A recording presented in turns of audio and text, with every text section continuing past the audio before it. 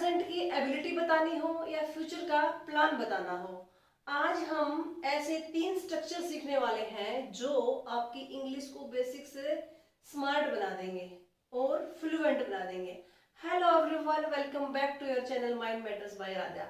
आज हम सीखने वाले हैं मॉडल वर्ब्स के अंदर 3 और वर्ब्स जो है हमारी use to, be able to and be going to. तो पढ़ते हैं इनको बारी बारी से। यूज्ड टू, यूज्ड टू कब यूज होता है? जब हम पास्ट टाइम में हमारे अंदर क्या एबिलिटी थी उस बारे में हम किसी को बता रहे होते हैं। जैसे जब मैं बचपन में था तो मैं बहुत स्मार्ट होता था, मैं बहुत इंटेलिजेंट होता था, यानी उस टाइम होता था, लेकिन वो चीजें अब पॉसिबल नहीं है, वो चीजें अब नहीं है, क्योंकि जो चीज कभी पहले होती है या हुआ करती थी वो आज नहीं है। तो यूज टू को कब यूज करेंगे? पास्ट हैबिट या सिचुएशन को बताने के लिए। That is not true now, लेकिन वो अब ट्रू नहीं है। जैसे कि आई यूज टू प्ले क्रिकेट, मैं क्रिकेट खेला करता था। खेला करता था मतलब कभी बचपन में या कभी टाइम पहले खेला करते थे। We use to watch cartoon, जब हम बच्चे थे तो हम क्या करते थे? कार्टून देखा करते थे, है ना। तो जब भी आप ऐसे सेंटेंस देखेंगे कि पहले ये करता था या पहले ऐसा होता था, आपको ये कीवर्ड्स नहीं देखने को मिलेंगे। ठीक है, ये था हमारा पॉजिटिव सेंस के अंदर। तो आप देखोगे सब्जेक्ट है प्लस यूज टू है प्लस वर्ब है और प्लस ऑब्जेक्ट है। ऑब्जेक्ट समटाइम्स अवेलेबल होता है और समटाइम्स नॉट अवेलेबल होता है। अब इसी को आपको क्या करना हो, नेगेटिव में बताना हो। नेगेटिव यानी पहले मैं ये नहीं करता था, ऐसे बताना हो तो आप कैसे यूज करेंगे? आप डिड नॉट, क्योंकि डिड नॉट क्यों आया? क्योंकि यूज्ड टू पास्ट की बात हो रही है। और जब हमने टेंस पढ़े तो हमने देखा था कि जब हम अफर्मेटिव से नेगेटिव बनाते हैं या इंटरोगेटिव बनाते हैं तो हम डिड का यूज करते हैं। तो वही डिड हमने यहाँ यूज किया है। तो क्या आएगा? डिड नॉट के साथ यूज टू। मैंने वहां पे भी बताया था, कभी भी डिड के साथ वर्ब की सेकंड फॉर्म नहीं आती है। ये चीज बहुत याद रखने की है, क्योंकि बच्चे क्या करते हैं, डिड के साथ क्या लगा देंगे? Use to. जब डिड आ गया है, क्योंकि डिड ऑलरेडी क्या है? पास्ट फॉर्म है। डू डिड डन ऑलरेडी है, पास्ट फॉर्म है, तो डिड के साथ यूज्ड टू नहीं आएगा। ये सबसे ज्यादा याद रखने की बात है। तो जैसे ही did not use to study, वह पढ़ता नहीं था, यानी उसको वो पढ़ता ही नहीं था जब छोटा था या जब कभी भी जिस भी बारे में हम बात कर रहे हैं। इसी को इंटेरोगेटिव बनाना हो या क्वेश्चन स्टेटमेंट बनाना हो तो क्या करेंगे हम क्या करते हैं, वो पहले ले जाते हैं और सब्जेक्ट बाद में ले जाते हैं। तो did you use to sing, तो ये हो जाएगा हमारा यूज टू का अफर्मेटिव, नेगेटिव और इंटेरोगेटिव के लिए हमारा स्ट्रक्चर। ठीक है, अब जो बच्चे हैं कॉमन मिस्टेक्स हैं वो क्या करते हैं, यहाँ वैसे तो मैंने वर्बली बता दी है, लेकिन यहाँ हमने रिटन फॉर्म में लिखा हुआ है।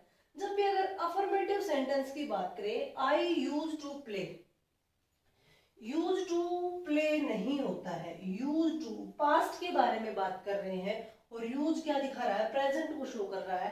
तो यहाँ यूज टू नहीं आएगा, क्या आएगा?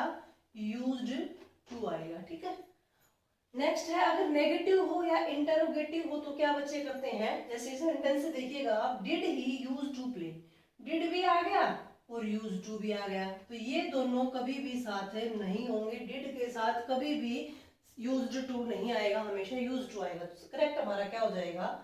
Did he use to play. और इसका जो आई यूज टू प्ले का, इसका हमारा क्या हो जाएगा? I use to play. Next है हमारा be able to. Be able to हम कब यूज करेंगे? या तो हमें कोई एबिलिटी दिखानी हो या कोई कैपेबिलिटी दिखानी हो। देखने में एबिलिटी और कैपेबिलिटी दोनों एक जैसे लगते हैं, लेकिन दोनों में एक माइनर डिफरेंस है जो आपको जानना बहुत जरूरी है। एबिलिटी क्या होती है? एबिलिटी किसी पर्सन की कोई स्किल्स होती हैं जो वो टाइम के अनुसार गेन करता रहता है, और कैपेबिलिटी क्या होती है? उस इंसान का पोटेंशियल होता है। ठीक है, तो जब प्रैक्टिकल चीजें हमें बतानी होती हैं, प्रैक्टिकल का मतलब हम प्रैक्टिकल करके उन चीजों को सीख रहे हैं, तो वो हमारी स्किल है। और ये क्या है? हम फॉर्मल इंग्लिश में हम किसका यूज करते हैं? कैपेबिलिटी का, पोटेंशियल के लिए बोलते हैं। तो एबिलिटी और कैपेबिलिटी का जो माइनर डिफरेंस है वो आपको समझ आ गया होगा। इसको हम कब यूज करेंगे? यानी या तो किसी स्किल को बताने के लिए या कोई पोटेंशियल को बताने के लिए हम बी एबल टू का यूज करेंगे। ठीक है, इसका इसका जो स्ट्रक्चर है वो हमारा क्या रहेगा, subject plus be verb plus able to plus V1।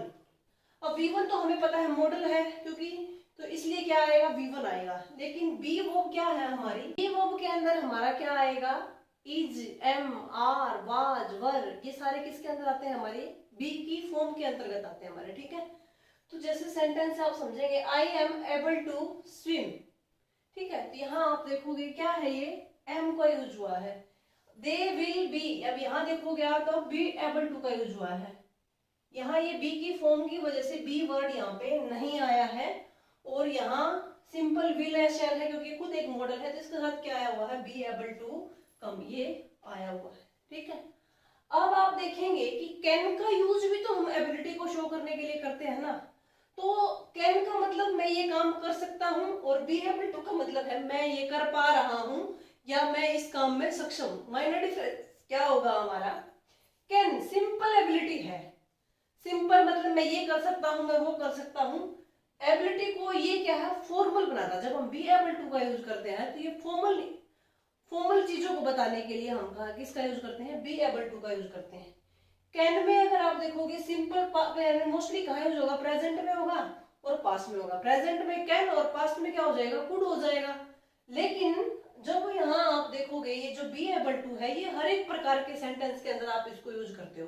देखो बी की फॉर्म मैंने बताई, इज, एम, आर प्रेजेंट में हो गया, वाज, वर किसके अंदर हो गया, पास्ट के अंदर हो गया, और विल के साथ चल क्या करेंगे तो किसके अंदर हो गया, हमारा फ्यूचर के अंदर हो गया। यानी जो कैन है वो सिर्फ प्रेजेंट या पास्ट को बताने के लिए यूज कर सकते हैं, लेकिन इसमें हम हर एक प्रकार के टेंस को बताने के लिए बी एबल टू का यूज करते हैं, ठीक है।